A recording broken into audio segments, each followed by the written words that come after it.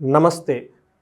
August month 2025 సంవత్సరంలో రాశి ఫలాలు ఎలా ఉన్నాయో తెలుసుకుందాం. దానికంటే ముఖ్యంగా ఆగస్టు మంత్‌కు చాలా ముఖ్యమైన విశిష్టత ఉంది. అదేంటంటే ఈ ఆగస్టు మంత్ వచ్చేటప్పటికి శ్రావణ మాస అష్టమితో ప్రారంభమవుతుంది. భాద్రపద మాసం సప్తమితో ఎండ్ అవుతుంది.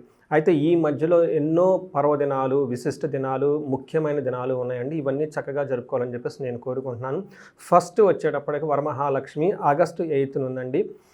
అడగకుండానే ఎన్నో వరాలు లక్ష్మీదేవి ఇస్తుంది. అడిగితే ఇంకా ఎన్నో కోరికలు తీర్చే శక్తి మనకి ఆ అమ్మ మనకిస్తుంది. ఈ రోజుని ఖచ్చితంగా మర్చిపోకుండా ఖచ్చితంగా వరమహాలక్ష్మి వ్రతం అందరూ చేసుకోవాలని చెప్పి నేను కోరుకుంటున్నాను. దీనితో పాటు నెక్స్ట్ డే మనకి వచ్చేటప్పటికి గాయత్రి మాత జన్మదినం కూడా ఉంది. అది కూడా చక్కగా అందరూ సెలబ్రేట్ చేసుకోవాలి. ఎవరైతే ఎడ్యుకేషన్ ప్రకారంగా ఉన్నతంగా ఎదగాలనుకుంటున్నారు, ఆధ్యాత్మిక శక్తి, ఆధ్యాత్మిక జ్ఞానం, వేద జ్ఞానం కావాలనుకుంటున్నారు, ఖచ్చితంగా ఆ రోజు జంజాలు మార్చుకొని ఉపకర్మ చేసుకుంటారు. అంతేకాకుండా గాయత్రి మాత యొక్క వ్రతం కూడా సెలబ్రేట్ చేసుకుంటారు. లాస్ట్గా అత్యంత ముఖ్యమైనది వినాయక చవితి. ఇది మనకి 27వ తారీఖున వస్తుంది. సిద్ధి బుద్ధి ప్రదాత. ఎవరికైతే అనుకున్న పనుల్లో సక్సెస్ కావాలనుకుంటున్నారో, వాళ్ళ ఇంట్యూషన్ చాలా స్ట్రాంగ్గా ఉండి బుద్ధి చాలా స్ట్రాంగ్గా ఉండాలనుకుంటున్నారు, వాళ్ళు కూడా వినాయక చవితి యొక్క వ్రతాన్ని ఖచ్చితంగా చేసుకోవాలని నేను కోరుకుంటున్నాను. ఈ మాసం అంతా మీరందరూ ఆధ్యాత్మికంగా ఉండి వరలక్ష్మి వ్రతాన్ని, దానితో పాటు శ్రావణ సోమవారాలు, మంగళవారాలు కూడా సెలబ్రేట్ చేసుకుంటారని చెప్పేసి, మీ అందరికీ అష్టైశ్వర్యాలు, భోగభాగ్యాలు కలగాలని చెప్పేసి నేను కోరుకుంటున్నాను.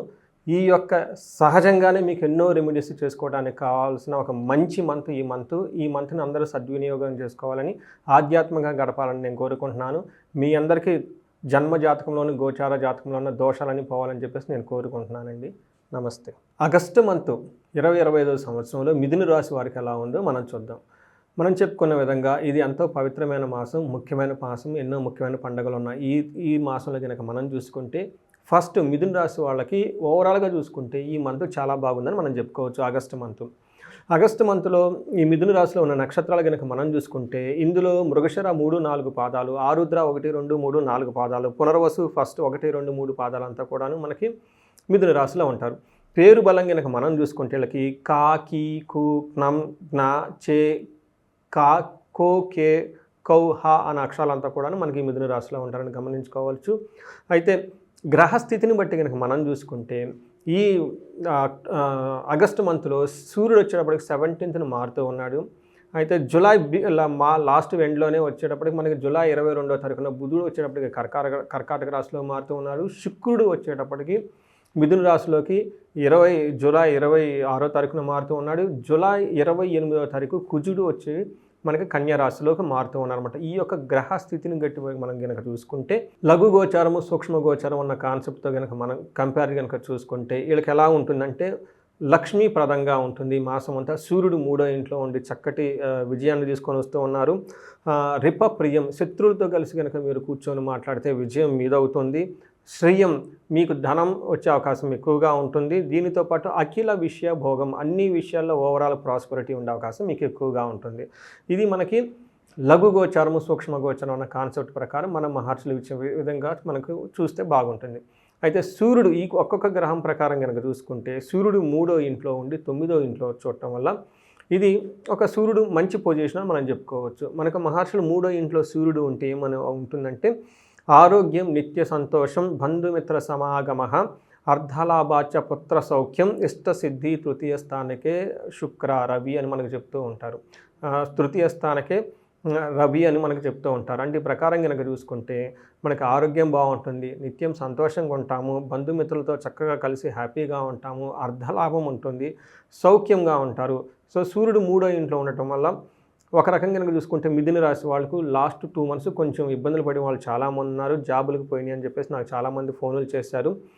అయితే ఇప్పుడు ఆగస్టు 17th తర్వాత సిచ్యువేషన్ అంతా మారిపోతుంది. ప్రతిదీ మీ కంట్రోల్లోకి వచ్చేస్తుంది. పర్టికులర్గా ప్రొఫెషన్ అంతా రిలేటెడ్ మ్యాటర్స్లో మీరు చాలా విజయంగా ముందుకు దూసుకొని పోయే అవకాశం ఎక్కువగా ఉంటుంది. ఒక్క విషయంలో జాగ్రత్తగా ఉండాలి. ఫాదర్కి హెల్త్ విషయంలో కొంచెం జాగ్రత్తగా ఉండాలి. వాళ్ళకి ముందుగానే కావాల్సిన అరేంజ్మెంట్ అని చక్కగా చేసి పెట్టుకోండి. ఇన్ కేస్ ఏదైనా హెల్త్ కనుక బాగాలేకపోతే ఇమీడియట్లీగా ఎక్కువగా టైం వేస్ట్ చేయకుండా వాళ్ళని హాస్పిటల్కి తీసుకొని వెళ్ళిపోయి చక్కగా ట్రీట్మెంట్ ఇప్పించండి. 4వ ఇంట్లో కుజుడు ఉండటం వల్ల ఇది అగైన్ మిక్స్డ్ రిజల్ట్ అని మనం చెప్పుకోవచ్చు. 4th హౌస్లో కుజుడు ఉండటం వల్ల ఏమవుతుందంటే భాగ్యహాని, భయం, క్రోరం, బంధువైరం, ధనక్షయం, రోగాది పీడితం సంతాపం చతుర్థ స్థానకే కుజ అని మనకి మహర్షులు చెప్తూ ఉంటారు. ఈ ప్రకారం కనుక చూసుకుంటే 4వ ఇంట్లో ఉంటే భాగ్య అని ధనం ఖర్చు అవకాశం ఎక్కువగా ఉంటుంది. వృధాగా భయపడే అవకాశం ఎక్కువగా ఉంటుంది.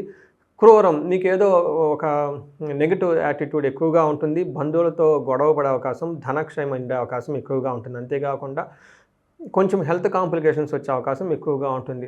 అంటే కుజుడు 4వ ఇంట్లో ఉండటం వల్ల కొంచెం ఇబ్బందులు కలిగే పరిస్థితులు ఎక్కువగా ఉంటుంది. పర్టికులర్గా మదర్ రిలేటెడ్ కానివ్వండి, తర్వాత ఇంటిలోకి సంబంధించిన వ్యవహారాల్లో, సుఖానికి సంబంధించిన వ్యవహారాలు ఇబ్బందులు పడే అవకాశం ఎక్కువగా ఉంటుంది.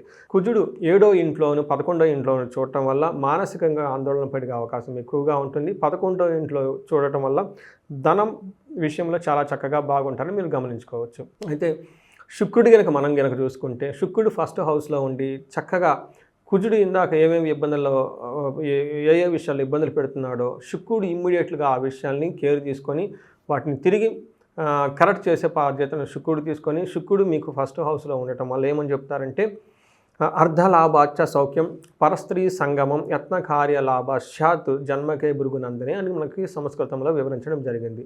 కుజుడు ఫస్ట్ హౌస్లో ఉండటం వల్ల అర్ధ ప్రకారంగా చాలా లాభంగా ఉంటుంది. చిత్త సౌఖ్యం మానసంతా చాలా ఆనందంగా ఉంటుంది. పరస్త్రీ సంగమం లేదా పరపురుష సంగమం అని మనకు చెప్తూ ఉంటారు. లేడీస్ అయితేనేమో చక్కగా వాళ్ళకి తెలిసిన జెంట్స్తో వాళ్ళతో కలిసేసి హ్యాపీగా ఉండే అవకాశం ఎక్కువగా ఉంటుంది.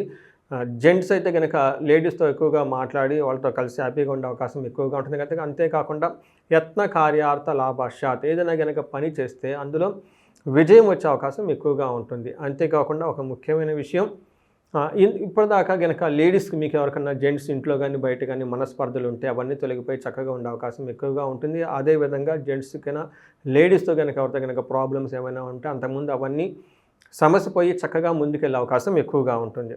నక్షత్ర ప్రకారం కనుక మనం చూసుకుంటే ఇందులో మృగశిర, ఆరుద్ర, పునర్వసు 3 నక్షత్రాలు ఉంటాయని మనకు తెలుసుకోవాలి. మృగశిర నక్షత్రం వాళ్ళకి కనుక చూసుకుంటే వీళ్ళకి ఐశ్వర్యవంతంగా ఉంటుంది, జయప్రదంగా ఉంటుంది, ధనలాభం ఉంటుంది. మృష్టాన్నము చక్కగా పార్టీల్లో ఫంక్షన్లో పార్టిసిపేట్ చేస్తూ యాక్టివ్గా ఉండే అవకాశం ఎక్కువగా ఉంటుంది. ఒక్క విషయంలో కొంచెం జాగ్రత్తగా ఉండాలి. కలహము, గొడవలు అయ్యే అవకాశం ఎక్కువగా ఉంది. ఇది కూడా తోబుట్టుల వల్ల గొడవలు అయ్యే అవకాశం ఎక్కువగా ఉంటుంది. కొంచెం జాగ్రత్తగా ఉండాలి. ఆరుద్ర నక్షత్రం వాళ్ళకి కనుక చూసుకుంటే వీళ్ళకి ఐశ్వర్యప్రదంగా ఉంటుంది, ధనలాభం ఉంటుంది, మృష్టాన్నం ఉంటుంది. కానీ గొడవలు అయ్యే అవకాశం ఎక్కువగా ఉంటుంది. కొంచెం జాగ్రత్తగా ఉండాలి. అందులో అన్నదమ్ములతోటి, తోబుట్టులతో గొడవలు అయ్యే అవకాశం ఎక్కువగా ఉంటుంది. పునర్వసు నక్షత్రం కనుక చూసుకుంటే వీళ్ళకి ఐశ్వర్యవంతంగా ఉంటుంది, ధనలాభం ఉంటుంది, మృష్టాన్నం ఉంటుంది. చక్కగా అన్ని విషయాల్లో బాగుంటుంది. ఒక గొడవలు అయ్యే అవకాశం ఎక్కువగా ఉంటుంది. చూసారు కదండి, మిథున రాశి వాళ్ళకి లాస్ట్ 2 మంత్స్తో కంపేర్ చేస్తే ఈ మంత్ వచ్చే మంత్ చాలా చక్కగా ఉంటుంది. నక్షత్ర ప్రకారం కూడా అన్ని విషయాలు చాలా చక్కగా ఉంది. ఒక గొడవలు అయ్యే అవకాశం మాత్రం ఎక్కువగా ఉంది. ఈ విషయంలో కొంచెం జాగ్రత్తగా ఉండాలి.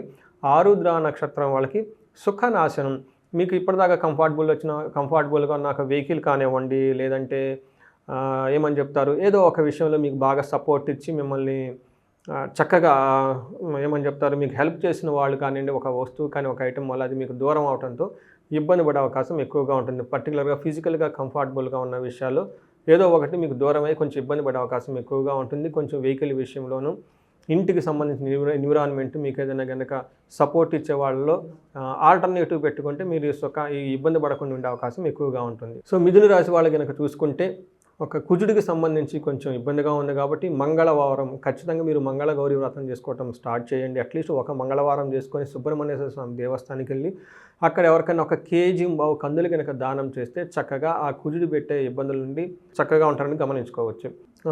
ఇంకా ఎవరైనా కనుక ఆర్థిక పరిస్థితుల్లో ఇబ్బంది పడుతూ ఉంటే కుబేర పాశుపత అభిషేకము, మహాలక్ష్మి విశేష హోమం తప్పకుండా జరిపించుకోండి. కొంతమంది నాకు వచ్చిన ఫోన్ కాల్స్ వాళ్ళకి 1-to-1 చేయడానికి చాలా ఖర్చు అవుతుందండి, సామూహికంగా ఏదైనా కనుక ఉంటే తక్కువ ఖర్చులో చెప్పండి అని అడుగుతూ ఉన్నారు.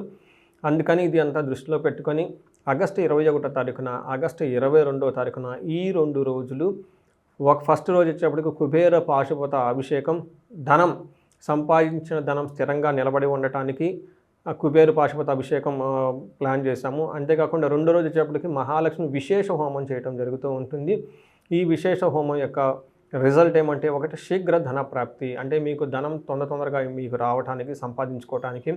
నష్టద్రవ్య ప్రాప్తి, ఇంకోసం మీకు కనుక సంపాదించుకున్న ధనం మీరు ఎవరికైనా ఇన్వెస్ట్మెంట్ చేసినా, వడ్డీకి ఇచ్చినా, లేదంటే పార్ట్నర్స్ మధ్య ఇన్వెస్ట్ చేసిన ఆ ధనం తిరిగి మీకు మళ్ళీ రావడానికి చాలా ఇబ్బంది పడుతూ ఉంటే ఇలా విశేష పూజ ఆగస్టు 22వ తారీఖున మహాలక్ష్మి విశేష హోమం చేయించడం సామూహికంగా జరుగుతూ ఉంటుంది. ఈ 2 పూజలు సామూహికంగా కానీ మీ స్వహస్తాలతో మీరే అభిషేకం చేసుకొని, మీ హస్తాలతో, మీ స్వహస్తాలతో మీరే హోమం మీద భార్యాభర్తలు కూర్చుకొని, మీ చేతులతో మీరే హోమ దినుసులన్నీ హోమగుండంలో వేసి హోమం చేయించుకునే అవకాశం కల్పించే ప్రయత్నం చేస్తూ ఉన్నాం. ఈ మాసం నుండి మీకు చక్కగా ఇందాక చెప్పిన విధంగా అన్ని పండుగలు చక్కగా సెలబ్రేట్ చేసుకొని, మీకు అష్టైశ్వర్యాలతో, భోగభాగ్యాలతో తలతూగాలని చెప్పేసి నేను కోరుకుంటున్నాను. నమస్తే.